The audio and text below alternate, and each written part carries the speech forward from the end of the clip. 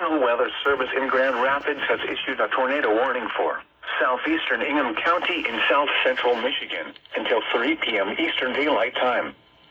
At 2:37 p.m. Eastern Daylight Time, a severe thunderstorm capable of producing a tornado was located near Leslie, or 9 miles southeast of Mason, moving east at 25 miles per hour. Hazard, tornado. Source, radar indicated rotation. Impact, flying debris will be dangerous to those caught without shelter. Mobile homes will be damaged or destroyed. Damage to roofs, windows, and vehicles will occur. Tree damage is likely. This dangerous storm will be near Stockbridge around 2:55 p.m. Eastern Daylight Time.